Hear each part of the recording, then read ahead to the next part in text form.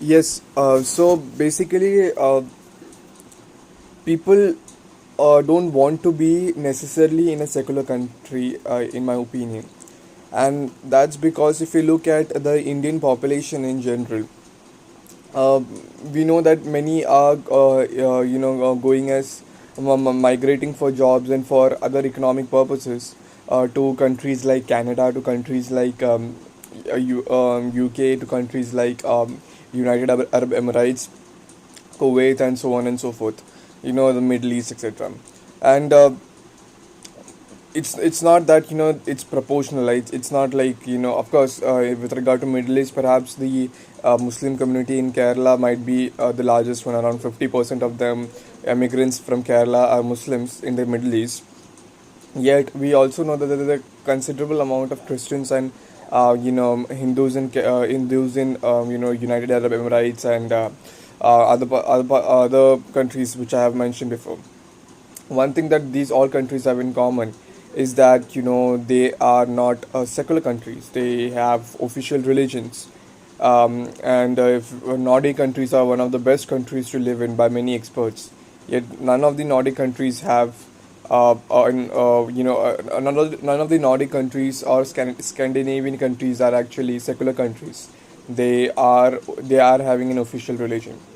What people in turn want is that they want their religious freedom to be safeguarded.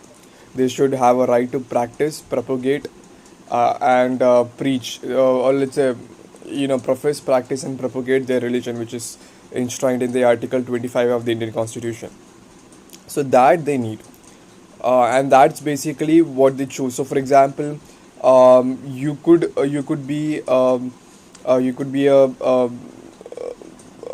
and even if anything, like for example, you have the freedom to basically assemble in the country. Like for example, in many cases you don't need to have that propagate word, so to speak, to expose your tenets, or let's say to make sure that somebody else following a particular religion want to follow your religion. That is not there in case of Middle East. For example, a Muslim cannot turn to Christian in any of the country of Middle East, no matter how liberal it is. um, but that's not a concern for Indian Christians, so to speak, because they're already Christians, and they would think for themselves, and they would see that we should have an opportunity to gather together in our churches every Sunday, and that's what they want. And so basically, like even if that particular thing is guaranteed, then it doesn't matter whether the state has an official religion or not. State is funding these churches and not other things. Like state is funding the mosques and not the churches, and state is funding churches and not mosque or other thing. These are not concerned um, for a person, because they accept that we are not living in a secular country. What perhaps they want is that they want to live in on the religious aspect of it, a liberal country where they have freedom to choose whichever religion they want and practice it.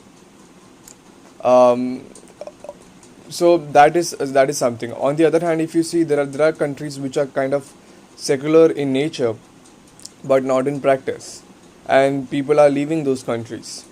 um, you could say India is an example, but India won't be an example because the persecution of minorities in our country is not has not been that much. It's been there, no doubt about it, but it's not been that much that they are thinking of just leaving away country.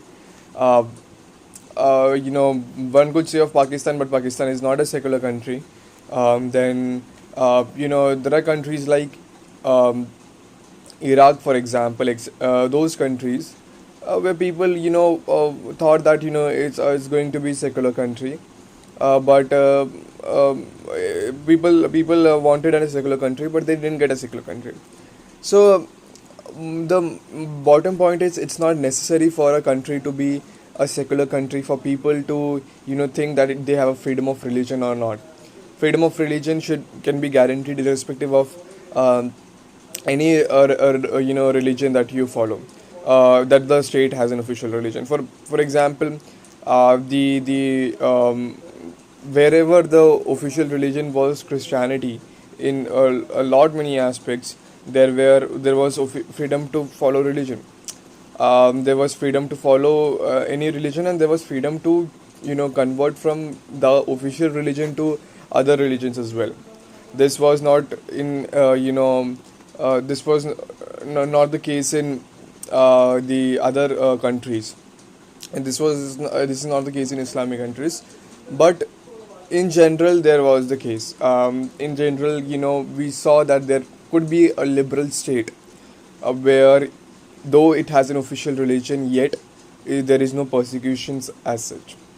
Then people say that we need to be a liberal country, if not a secular country. We need to be a liberal country to do that. I guess that is more. I guess that is perhaps more. Important, that people and population in general is kind of liberal than the than a conservative population. Because if you have a democratic and secular country with a conservative population, let's say in India, then you are going to face that problem of that minorities persecution and so on and so forth. Myanmar is one example. But if you are having a if you are having a liberal population with a religious country with a religious government, still that doesn't have a much problem. Uh, in theory, not in practice, in theory, we could also say that even if the population is conservative, as long as population thinks that it's fair to make sure the people go in whichever choose whichever religion they want, one should say that they don't have any they won't have any persecution, so to speak. So even if you are not a secular country, even if you are a conservative country, if you have those basic rights, people are more than happy to come into your country and not speak ill about how they are treated as second class citizens.